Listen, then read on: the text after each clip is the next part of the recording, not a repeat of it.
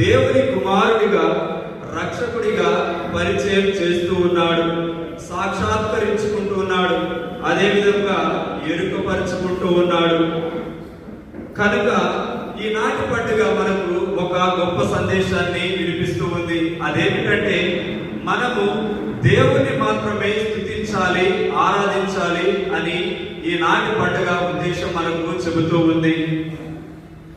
ఈనాడు మనం చూసినట్లయితే ముగ్గురు రాజులు, అదే ముగ్గురు జ్ఞానులు యేసు ప్రభు చెంతకు రావడం మనము చూస్తూ ఉన్నాము.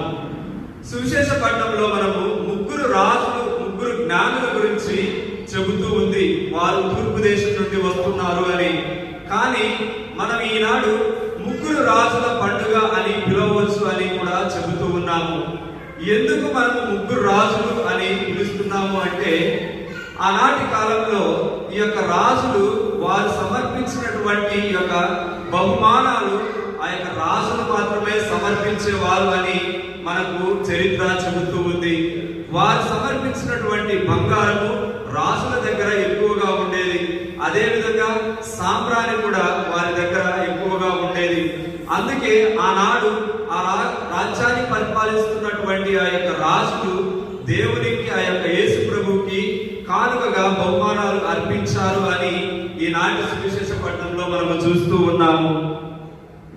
ఒకసారి ఈనాటి పండుగ చరిత్ర మనం గమనించినట్లయితే మన తిరుసభలో క్రీస్తు సాక్షాత్కార పండుగ మరియు క్రీస్తు జన్మదినాన్ని ఆనాటి కాలంలో ఒకే రోజున జరుపుకునేవారు. క్రీస్తు పునరుత్థాన పండుగను మరియు పెంతెకోస్తు పండుగ తరువాత ఈ యొక్క క్రీస్తు సాక్షాత్కార పండుగ అతి పురాతనమైన పండుగ అని మనకు ఈనాడు తెలియజేస్తూ ఉంది. కాలక్రమేణా మన తల్లి తిరుసభ ఈ యొక్క క్రీస్తు జన్మ దినోత్సవాన్ని మరియు క్రీస్తు సాక్షాత్కార పండుగను విడివిడిగా జరుపుకుంటూ ఉంది.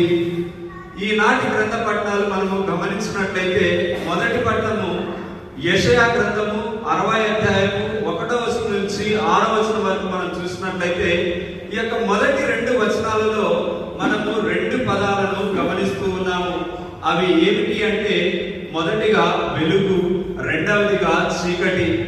ఈ యొక్క వెలుగును గురించి మనము ధ్యానించినట్లయితే ఐగుప్తు దేశంలో బానిసలుగా ఉన్నటువంటి ఇశ్రాయేలు ప్రజలను, వారి యొక్క మొరలను, వారి యొక్క ఆక్రందనను విన్నటువంటి ఆ దేవాది దేవుడు వారిని ఐగుప్తు బానిసత్వం నుండి విడిపించి వారిని పవిత్ర భూమికి తీసుకుని వచ్చి వారితో ఒక ఒడంబడి